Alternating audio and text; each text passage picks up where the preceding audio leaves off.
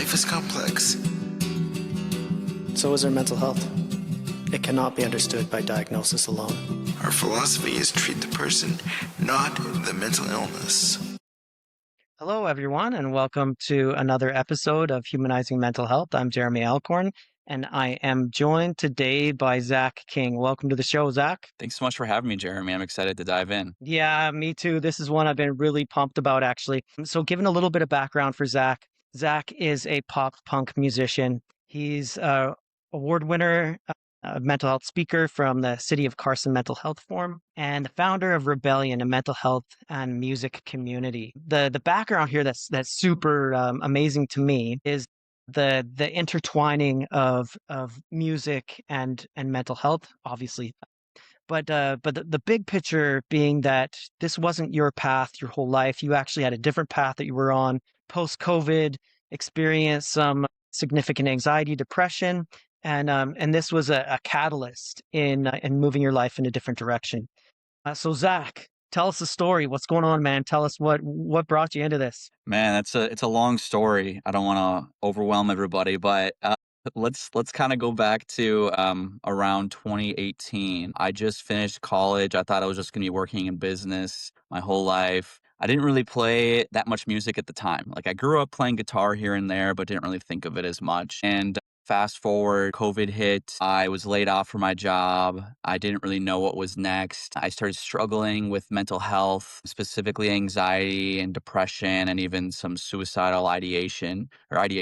And I didn't really know where to go from there. So what I ended up doing was I was seeing my therapist, and he suggested that I start writing down my thoughts and feelings every day. And I was like, yeah, like that's going to be something that helps, right? But he was right. I just didn't see that being like a real outlet for me, but it turned out being one of the best things that anybody suggested. And I started writing down my thoughts and feelings every day. I started feeling a lot better.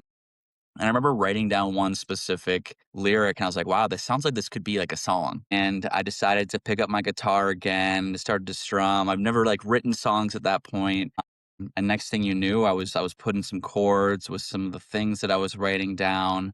And before you knew it, I was actually writing some songs specifically about mental health, about my struggles. And that kind of led to me really kind of finding my rhythm with life and like what I wanted to do, which was talking about my thoughts and feelings so others didn't feel as alone. Because I know a lot of us can kind of go through things and really isolate ourselves and think like, why is this happening to me?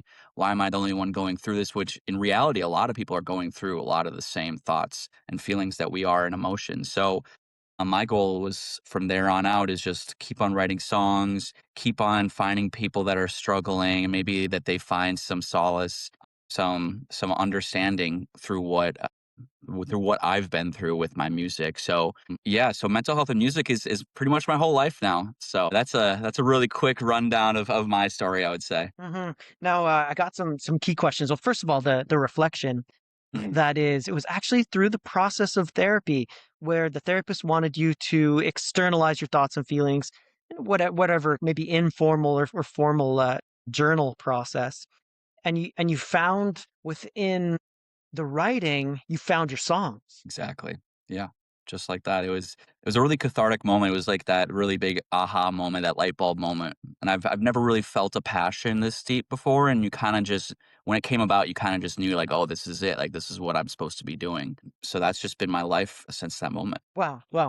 That is incredible. So let me ask you a little bit then.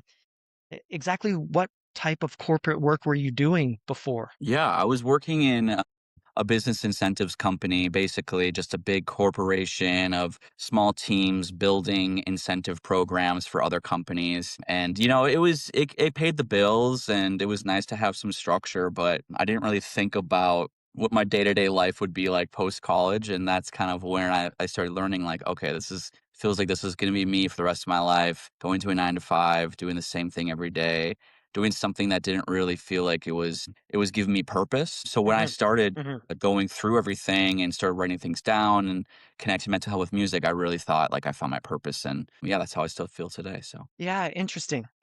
Different people different journeys, right? Like Mhm. there may be individuals that are highly fascinated within the roles that you're talking about. They could be dramatically excited. They could be Right. into that process. But if you expect a fish to climb a tree, then it's always going to feel like it's a failure. You would just never have been happy doing that. Now, interesting Right. then, where does expectation fall into your story? Like it sounds like there'd be some kind of expectation towards some kind of specific career path or whatever, and I'm curious about that. Yeah. Pressures from yourself, pressures from your family, the society at whole telling you what you need to do. Like I'm interested in Right. your story on that. Yeah, no, that's something that I really struggled with, and honestly, I still kind of struggle with that. And it's one of those things is you want to live up to other people's expectations. You want them to feel like you're doing the best you can be doing. You're on the right path. And I grew up with a very religious family, and they kind of had like paths laid out for us, never pushing it on us. It was more just like it was the norm. You go to school, you get married, you get a job, you start a family, they buy a house, and that's kind of it. So I was kind of one of the first in my family to really try something a little bit different. So it was hard, and I still struggle with that. To be completely honest, it's not easy, but someone that I follow really closely is Mel Robbins. She's like a really big podcaster. She talks about mental health, and one of her big things is called "Let Them." If they're Mhm, gonna judge you, let them. If they're gonna have mhm, different expectations for you, let them. We all only get mhm. one life, and if you're not feeling like you're being fulfilled in your current situation, then you can let people react how they want to react. But at the end of the day, it's your life, and you get to choose what you want to do. Yeah, that is quite the curative statement, isn't it? If you can truly accept that other people are going to be disappointed and you let them be disappointed, or they may be afraid, they may be nervous about what my future is going to look like, and that's not for me to fix. That's not mine to fix. Yeah, that is powerful. It sounds like, and I'm going to layer something into this. It doesn't make it true. That's the reason why I actually give the reflection. Because in my mind, what I see is that it's like you follow all the processes, you Hmm. do all the things you need to do, you get into the corporate world, you have found success, and then COVID hits, and actually that's taken away, and the formula for life was set out, and it's like, well, but that didn't work. What am I supposed to do when the formula didn't work? I was told my whole life, do this, do that, have work hard, do these things, and Hmm. you'll be successful. And then what do I do when it doesn't work? Right. And how does that bring about maybe even like a moment of fundamental reevaluation? Hmm.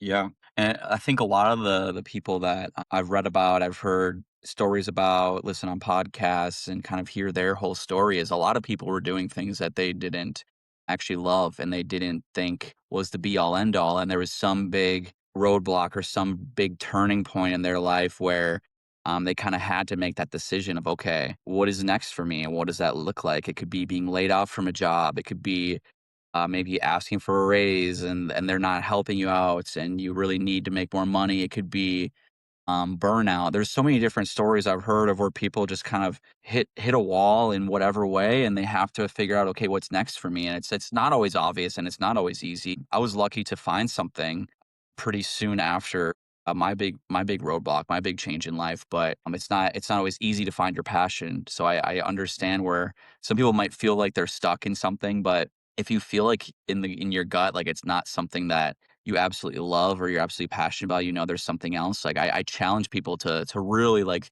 take that seriously and figure out, okay, how do I live the life that I want to be living? Because like I was saying earlier, we only have one life, so it's not worth doing things that we don't want to do. And I feel like that's been my big driver now is I want to help people, but I also want to be fulfilled in what I do. Sometimes the money doesn't always follow right away with stuff like that, but believing in yourself is so important, and trusting that there's a other path out there for you is definitely important too. So Yeah, totally, totally. So why don't you tell us a little bit about your music? You yeah. have an album out right now. It's I know that it's out on Spotify because as soon as I had a conversation with you, I went for a cruise in my with my son in his car, and I popped on your album to listen to it. So tell us a little bit about your music. Yeah, my music. It's evolved a lot, it's changed a lot. I do pop punk music, but I also do acoustic, mental health specifically driven songs. I would say my whole album is about mental health. Some that deal with relationships, some deal with expectations, some deal with heartbreak. But then there's a couple other songs on there that are really supposed to hit home for those people that are going through anxiety, depression, suicidal ideation. Specifically, my song Over and Over, I would say, is my mental health anthem, I like to call it. It's really about just not feeling great every single day, not feeling like anybody really understands what you're going through, feeling very alone and isolated, and not seeing really the hope for tomorrow. And it's definitely one of the hardest songs I've had to write. It was one of the hardest ones to record and follow through because it is so emotional. But it was something that I was going through for a while, through COVID, and I made a big move from Minnesota to Los Angeles, and I didn't really have anybody here, and felt very isolated, and was really going through those negative thoughts and feelings. And like we were talking about at the beginning, started writing down those on a piece of paper to really get them out, and that turned into a song about hope, about resilience, about hopefully people sticking around for tomorrow. So that's probably my biggest mental health song, I would say, is called Yeah, Over and Over. totally, totally. That's amazing. If you could speak a little bit to more as you're talking about the songs, you're talking about that feeling of giving up, or feeling like there's not a lot of point to try to keep going. I think it's very important that we understand people's stories. Mhm. When people say I've experienced thoughts of suicide, there's a whole range actually of what that means. And to be able to hear from an individual, what that was like is actually important. Can you articulate as best you can? I know words actually, this is why music is part of the process, right? It's because the Right. music can fit in the tone of the voice, the way you sing, the specific chords that you use all tie into to telling the story. But could you try to articulate that to us in your experience? Yeah, it is hard to articulate at times, but I just remember when I was really going through it, you just don't see the value in sticking around anymore. You don't see the positives. Everything just seems dark and gray. You don't want to do things that used to give you excitement, or you don't want to do your passions because you don't feel passionate about them anymore. Everything just seems so bland. And a lot of the times it comes about from specific events in our life. Don't get me wrong, I still do struggle, but there were certain things at the time that really made it hard for me. One of the things that I realized is I wasn't surrounding myself with people as much anymore, partly because of COVID. When that was happening, that really took a toll on me. I know I'm someone that needs to be around people to really feel fulfilled. To have those relationships is so important. Another thing was I didn't really feel like I had a purpose. We were talking about how I was laid off from my job. I didn't really know what was next. Having a purpose is so important. So, and then the isolation from going through the pandemic and then moving and not having anybody in Los Angeles, it was all just kind of like a tidal wave of these really dark feelings and moments that really kind of made me spiral into that. And that's what helped me write that song. And I'm definitely grateful to write the song, but it did also kind of show me like I need to take my own advice too. In the song, it's talking about just hold those close you love the most. You have so many stories that haven't been told. Don't run away. Not today. We will miss you over and over again. And I kind of hang on to that. I kind of hang on to the people in my life that I know would miss me. And that's kind of got me through those things, is not being, I don't want to say selfish, but being selfless about the other people in your life that would truly miss you, would truly be devastated. So that's what I kind of held on to throughout that process. Yeah, there's some interesting things specifically about understanding risk in suicide. It's not a super easy thing to measure, Hmm. but one of the things that is that's central in that is actually the idea of pain. It's like not too many people actually want to die. They they don't want to be in the intensity of pain that they're experiencing anymore. They don't think that there's any way that that's going to change. And so there's different reasons that people hold on and reasons that they have to live.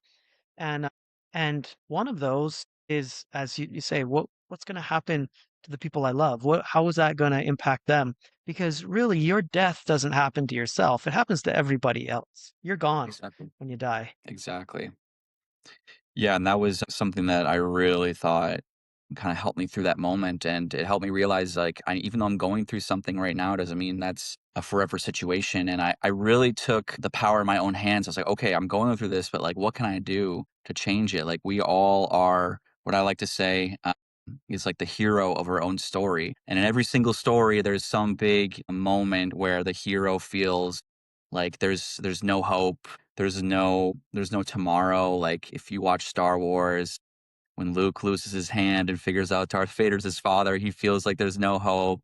He eventually goes to Yoda to get training and to help him get through that. Like Frodo, he's in Mordor and the ring like takes away his memory of home and he doesn't remember who he is, but he has Sam to lean on who gets him through those things. Like we're all going through something like that and we all have these moments where it feels like there's literally nothing we can do, but they all these heroes figure it out and they get to that pinnacle moment of their journey. So I think we all have to remember, even though we all are going through the hardest times of our lives, it doesn't mean that there's no hope for tomorrow. Yeah, yeah, for sure. That is a hard thing to believe when you're in it. Yeah, And it's important to have people who have lived experience to say that actually it can happen and it can change. That, excuse me, that you really don't have to commit to living in this distress forever. Just the idea that you're going to hold on to today. exactly. 100%. Yeah, and I think that's enough to hold on to. Is you might be going through these things for years. It might not be something that's an immediate fix, and that's okay. It's just surrounding yourself with the right people, the right resources. I really strongly suggest taking up therapy, focusing on things that you can do in your day-to-day life to help, even small things like eating right, exercise, sleeping well. I really did a lot of research through these moments in my life to figure out, okay, what are some tiny things I can do in the meantime while I work towards getting through this moment. And taking control, I think, is important, and not letting that consume you, but really wanting to learn and really wanting to get better really helped me kind of understand what works for me. And what works for me doesn't always work for everybody else. But finding those things you can lean on through that moment or through those moments is so important to slowly start digging yourself out of that. And what does recovery look like for you? Like as you started to get traction, what Mhm. was it that then began to be what recovery looked like when you found your place writing and creating music? What did recovery look like? Yeah, yeah, there's a lot of things. For me, it was my cathartic outlet is always just writing. Writing down my thoughts and feelings every day, never missing a day. I suggest to those who might not know how to start with that, there's a great journal you can buy for like $10 on Amazon. It's called the 5 Minute Journal. And it forces you every day to write down your three gratitudes, write down what you learned that day, what could have gone better. Having that really kind of helped me like focus, like, okay, there are things that I'm grateful for. There are things going well in my life. And then additionally, I do my own separate journaling about music, about mental health, really writing out how I'm feeling. Even if I'm feeling great one day, writing about how great life is in the moment, not just all negatives. Just going through the experience of life on a piece of paper is something that I've really leaned on.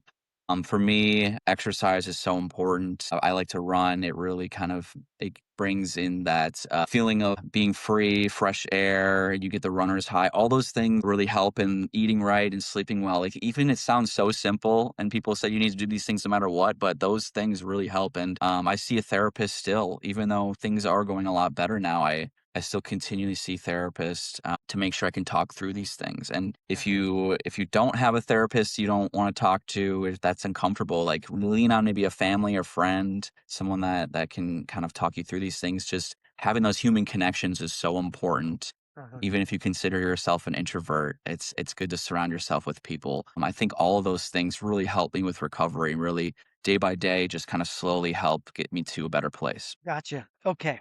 That is amazing. Zach, what you've said has brought me to a place in which I really want to shift gears. Okay. Gonna, fully push into this idea, finding your rhythm.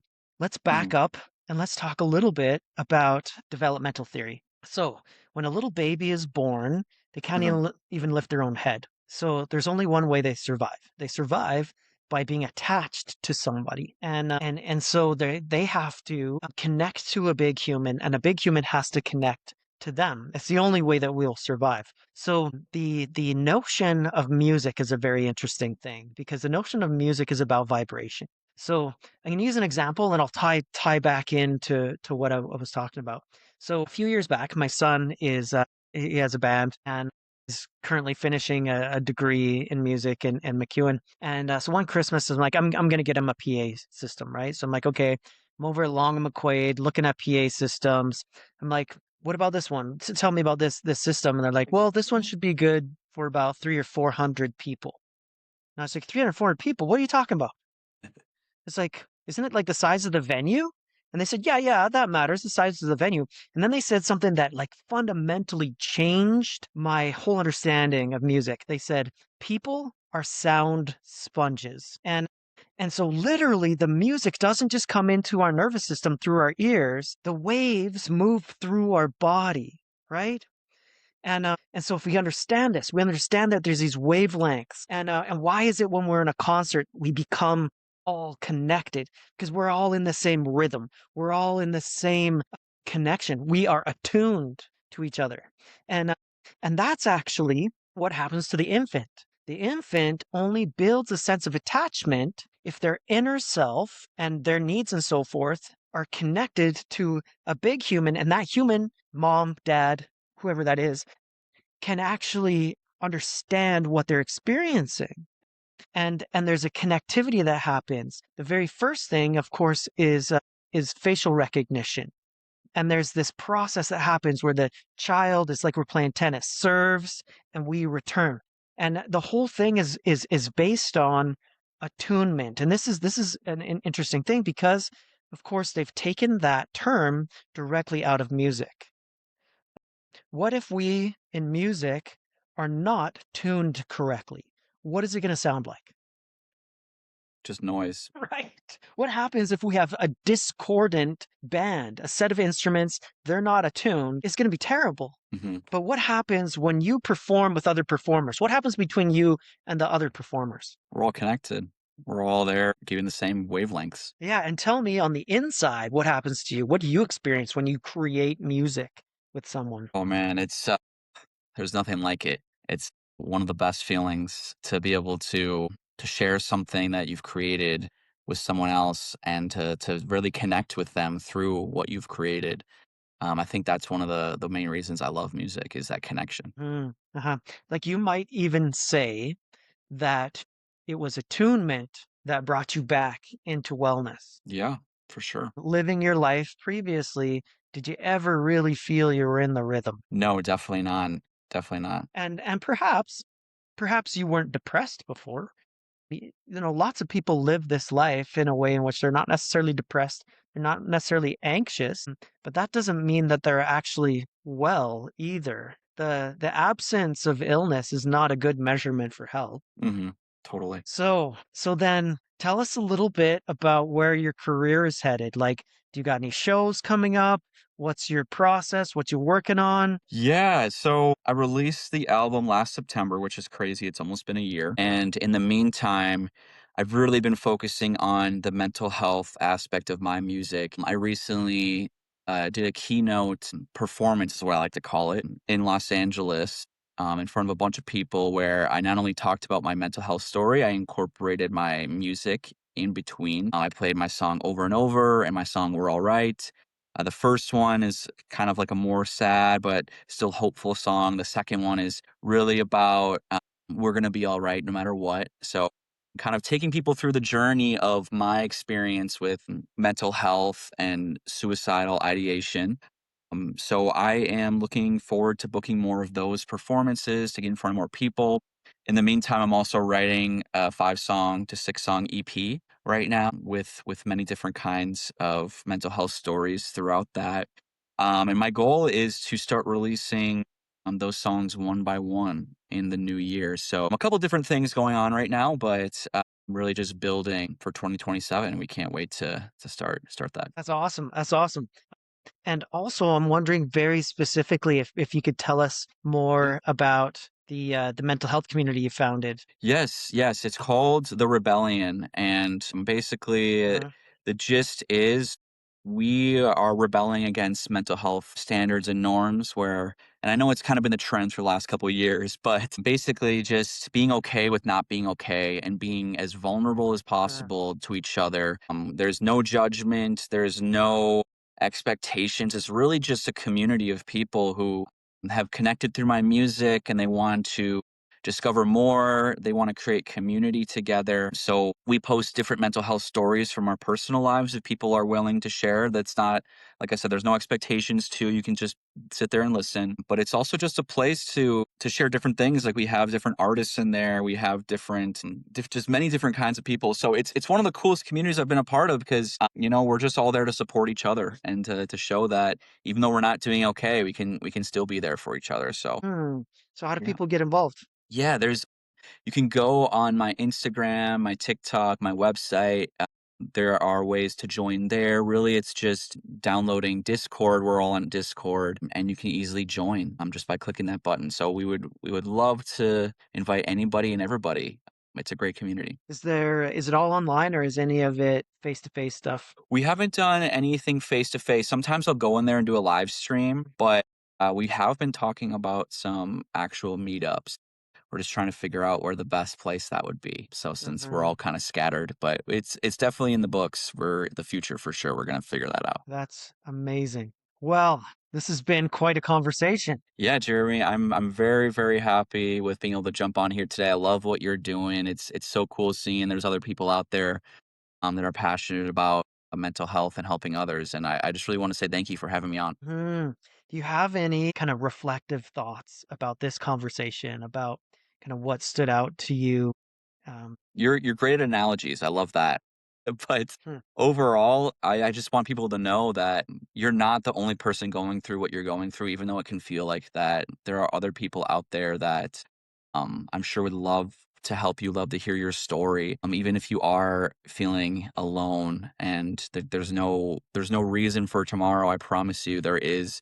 It's just about finding your outlet, finding your people, and don't give up and keep on trying. and for me today, the biggest thing that stands out to me was the process of you finding your journey, the process of you being willing to say, I'm not actually being authentic in this life that I'm in, and and taking a risk towards finding a life that you want to live. The thing that you stated multiple times, and I think it has become cliche, but it's fundamentally true. It's a truth that you've learned through life is so you got one life, so Exactly. you want to make sure you don't that you do things in it that are going to be meaningful. Exactly. Life goes by Yeah. fast. So Hmm. do the things that make you happy. All right. Well, on that note, thanks for joining us. Thank you so much, I'm Jeremy Jeremy. Alcorn. Zach King. Take care. Thank you. Thank you for joining us today. We hope that this message has been as meaningful to you as it has been to us. If you're looking for help, you can find us on Facebook at Humanizing Mental Health.